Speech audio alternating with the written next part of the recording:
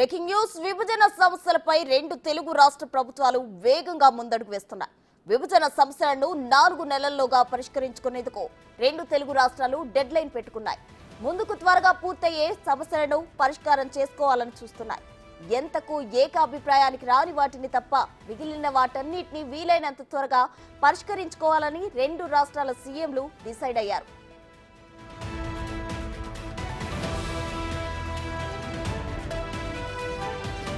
సమస్యలపై ఇరు రాష్ట్రాల సీఎస్లతో కూడిన ఉన్నతాధికారుల కమిటీ 2 వారాల్లోపే సమావేశం కానుంది. అందులోనే సగం అంశాలపై క్లారిటీ వచ్చే అవకాశం ఉంది. ప్రధానంగా 9, 10వ షెడ్యూళ్లలో ఉన్న వివిధ కార్పొరేషన్లకు సంబంధించిన ఇష్యూస్ ను క్లియర్ చేయనున్నారు. ఆ తర్వాత మరికొన్నింటిపై రెండు రాష్ట్రాల అభిప్రాయాలపై రిపోర్ట్ తయారు చేసి ఇరు రాష్ట్రాలకు చెందిన మంత్రుల కమిటీకి నివేదిస్తారు. ఆ కమిటీలో చర్చించి 90% వరకు సమస్యలకు పరిష్కారం చూపించాలని భావిస్తున్నారు.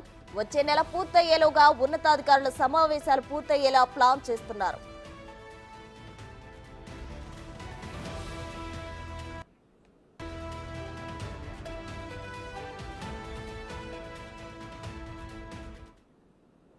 విభజన సమస్యలకు సంబంధించి రెండు తెలుగు రాష్ట్రాల సీఎంలు భేటీ కావడం జరిగింది. దీనికి సంబంధించి వారు చర్చించారు. అలాగే కమిటీలు కూడా వేయడం జరిగింది. దీనికి సంబంధించిన డీటెయిల్స్ అందించడానికి మా ప్రతినిధి, మా డిప్యూటీ బ్యూరో చీఫ్ సాదిక్ సిద్ధంగా ఉన్నారు. సాదిక్, చెప్పండి. అయితే విభజన సమస్యలు 4 నెలల్లోగా పరిష్కరించుకోవాలని వారు డిసైడ్ అయ్యారు. అయితే ఏకాభిప్రాయానికి రానివి కూడా ఉన్నాయి అంటున్నారు. ఏంటవి?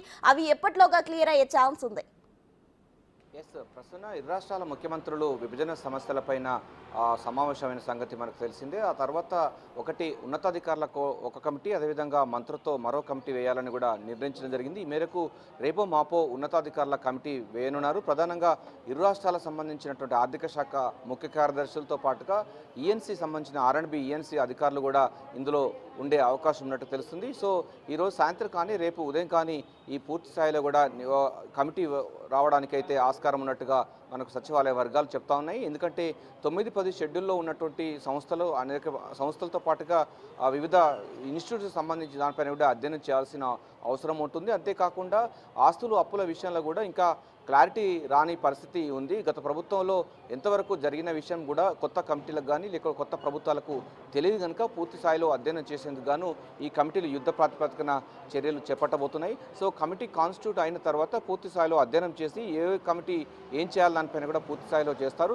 తొలుత అయితే విభజనకు తొందరగా ఆస్కారం ఉన్నటువంటి సంస్థలకు పైన కూడా దృష్టి సారించే అవకాశం ఉన్నట్టుగా అయితే మనకు తెలుస్తూ ఉంది. ప్రధానంగా ఇన్స్టిట్యూట్ సంబంధించినటువంటి విద్యా సంస్థలు అనేటువంటి అంబేద్కర్ యూనివర్సిటీ కానీ, లేబర్ డిపార్ట్మెంట్ కానీ, తెలుగు యూనివర్సిటీ సంబంధించినటువంటి అంశాలు అన్నది చాలా కీలకమైన అంశాలు. అవి త్వరలోనే అవి పూర్తయ్యే అవకాశం ఉన్నట్టు తెలుస్తోంది. సో ఆ యొక్క ఉన్నత స్థాయి కమిటీ కాన్స్టిట్యూట్ చేసిన తర్వాత ఒక రోడ్ మ్యాప్ను తయారు చేస్తుంది. ఆ రోడ్ మ్యాప్ ఆధారంగా విభజన సమస్యలన్నిటిపైన ఇద్దరు ముఖ్య కార్యదర్శులు, అంటే అటు ఆంధ్రప్రదేశ్ ముఖ్య కార్యదర్శి, ఆర్థిక శాఖ ముఖ్య కార్యదర్శి, తెలంగాణ ముఖ్య కార్యదర్శి ఇద్దరు కూడా కూర్చొని విభజన సమస్యలపైన కూడా ఒక పూర్తి స్థాయిలో ఒక ఎజెండా ఖరారు చేస్తారు. ఆ ఎజెండా ప్రాతిపదికన 9, 10 షెడ్యూల్లో ఉన్నటువంటి అనేక అంశాలు ఇప్పటివరకు జరిగినటువంటి విభజన అన్నిటి కూడా కూలంకోశంగా చర్చించి తొందరగా పరిష్కారం అయ్యేటి ఏమేమి ఉన్నాయో వాటన్నిటి కూడా స్టార్ట్ చేసే అవకాశం అయితే కనబడుతుంది. సో వాళ్ళ పరిధిలో ఉన్నటువంటి అనేక అంశాలను కూడా వాళ్ళు పూర్తి స్థాయిలో ఫుల్ఫిల్ చేయబోతున్నారు, విభజన చేయబోతున్నారు. సో దీనికి సంబంధించిన దాంట్లో గత ప్రభుత్వాలు ఇంతవరకు ఏం చేశాయి, 10 సంవత్సరాల్లో ఏం చేశాయి, దానికి సంబంధించిన రోడ్ మ్యాప్ ఏమైనా తయారు చేశారా, ఆస్తులు అప్పుల విషయంలో క్లారిటీ రాకపోవడానికి కారణం ఏంది, బ్యాంకు బ్యాలెన్స్ అంటే 9, 10 షెడ్యూల్లో ఉన్నటువంటి సంస్థల యొక్క డిపాజిట్స్ కూడా బ్యాంకుల్లో ఉన్న నేపథ్యంలో వాటిని ఎట్లా మనం ఏ నిష్పత్తి ఆధారంగా మనం పంచుకోవాలి, అంటే ఇరు రాష్ట్రాలకు సంబంధించి పంచుకోవాలి, 2014 సంబంధించిన విభజన చట్టం ఏం చెప్తా ఉంది, జనాభా ప్రాతిపదికన చేయాలా లేకపోతే ఏ తరహా సంబంధం చేయాలా దానిపైన కూడా చర్చించనున్నారు. అయితే మనకు మాత్రం ఉమ్మడి రాష్ట్రంలో జనాభా ప్రాతిపదికనే అయితే విభజన చేయాలని కూడా చెప్పడం జరిగింది. సో ఏ సంస్థలు ఏ నైసర్గిక స్వరూపం అంటే ఏ ప్రాంతంలో ఉన్నటువంటి ఇన్స్టిట్యూట్ ఆ ప్రాంతానికే చెందుతుందని కూడా విభజన చట్టం చేసింది. కానీ హెడ్ క్వార్టర్స్ హైదరాబాద్లో ఎక్కువ హెడ్ క్వార్టర్స్ ఉన్నాయి కనుక ఈ హెడ్ క్వార్టర్స్ దానిపైన కూడా విభజన చేయాల్సిన అవసరం కూడా అధికారుల కమిటీ చూసుకోబోతుంది. సో అందులో భాగంగా చీఫ్ సెక్రటరీ తో అంటే చీఫ్ సెక్రటరీ కూడా దీంట్లో పూర్తి స్థాయిలో కూడా మార్గదర్శకాలు నిర్దేశించనున్నారు. సో ఒక కమిటీ కాన్స్టిట్యూట్ అయిన తర్వాత దాని మార్గదర్శకాలు రూపొందిస్తారు. ఆ రూపొందించిన తర్వాత ఎజెండా ఖరారు చేస్తారు.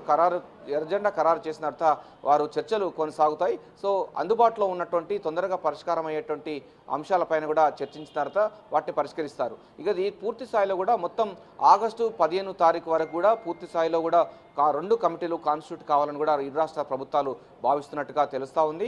సో ఆ తర్వాత మంత్రుల కమిటీ కూడా ఏర్పాటు చేయబోతున్నారు. మంత్రుల కమిటీ కూడా అధికారుల కమిటీ వేసిన తర్వాత వాళ్ళు చేయలేని పనులు మంత్రులు చేస్తారు. సో ఇరు రాష్ట్రాలకు సంబంధించిన మంత్రులు కూడా కమిటీ కాన్స్టిట్యూట్ కాబోతుంది. అందులో మనకు తెలంగాణ సంబంధించినటువంటి ఆర్థిక శాఖ మంత్రి బట్టి విక్రమార్క, ఏపీ సంబంధించిన ఆర్థిక శాఖ మంత్రితో కూడినటువంటి కమిటీలు ఏర్పాటు చేస్తారు. ఆ తర్వాత మొన్న కమిటీలో అంటే మొన్న ముఖ్యమంత్రుల సమావేశంలో పాల్గొన్నటువంటి 3 మంత్రులు ఎట్లయితే ఉన్నారో అదే కాన్స్టిట్యూట్ అయ్యే అవకాశం ఉన్నట్టుగా తెలుస్తుంది.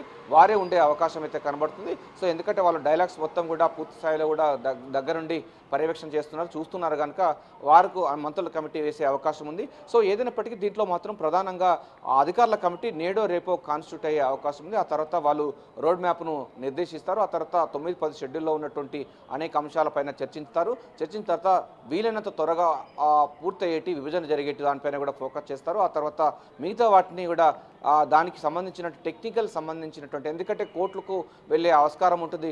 కోర్టు సంబంధించిన కొన్ని కేసులు కూడా ఉన్నాయి. కొన్ని సంస్థలకు సంబంధించిన కోర్టు కూడా పరిధిలో ఉంటాయి కనుక వాటిని వెళ్లకుండా సామరస్యపూర్వకంగా ఎక్కడ కూడా కోర్టు సంబంధించినటువంటి వ్యవహారాల్లో తలదూర్చకుండా కూడా ఉండే విధంగా ఈ కమిటీలు పనిచేసే అవకాశం అయితే కనబడుతుంది. సో మనకు తెలిసిన సమాచారం మేరకు నేడో రేపో ఉన్నతాధికారుల కమిటీ అయితే వేయబోతున్నట్టుగా తెలుస్తూ ఉంది. Prasuna. Right Sadiq, thank you.